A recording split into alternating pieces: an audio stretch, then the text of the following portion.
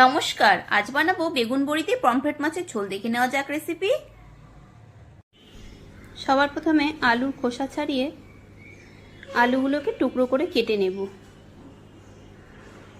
বেগুনও লম্বা লম্বা করে টুকরো করে কেটে নেব।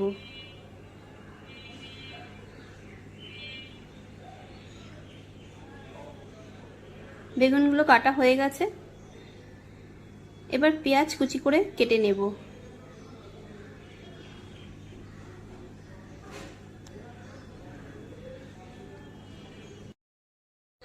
পমফ্রেট মাছগুলোকে ভালো করে ধুয়ে পরিষ্কার করে নুন হলুদ মাখিয়ে নিয়েছি। কড়াইতে দেব সর্ষের তেল।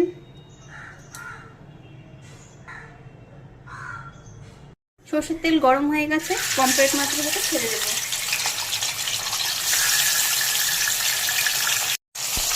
পমফ্রেট মাছগুলো সব ভাজা হয়ে গেছে, আমি তুলে নেব। ওই তেলের মধ্যে কটা বড়ি দিয়ে দিলাম। বড়িগুলোকে একটু ভেজে তুলে নেব। বড়ি ভেজে তুলে নিয়েছি। ওই তেলে কিছুটা কালো জিরে দিয়ে দিলাম ফোড়ন।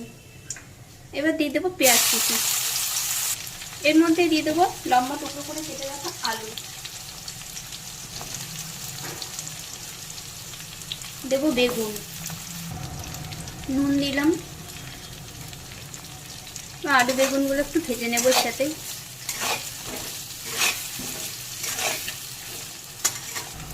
সবজিগুলো ভাজা হয়ে গেছে। বেগুনগুলো যেহেতু চটপট নরম হয়ে যায়, তাই বেগুনগুলোকে আমি এখন একটু তুলে রাখবো। এবার অল্প একটু জল দেবো। দেবো নুন, দেবো জিরে গুঁড়ো হাফ চামচ, লঙ্কার গুঁড়ো, ঝালটা যে যার স্বাদ মতন দেবেন। দিলাম ধনে গুঁড়ো, হলুদ দিয়ে দিলাম।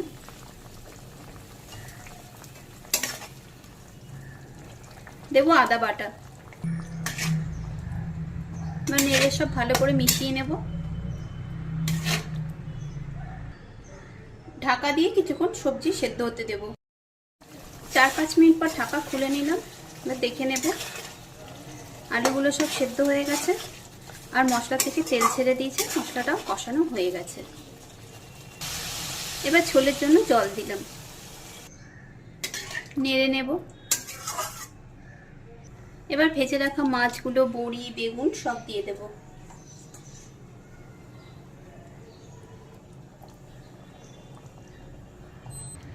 এবার খুন্তি দিয়ে মাছগুলোকে একটু ঝোলের মধ্যে ডুবিয়ে দেব। এবার এভাবে কিছুক্ষণ ফুটতে দেব। রেসিপি দেখে ভালো লাগলে লাইক, কমেন্ট, শেয়ার অবশ্যই করবেন। আর নতুন বন্ধু হলে বন্ধু হয়ে পাশে থাকার অনুরোধ রইল।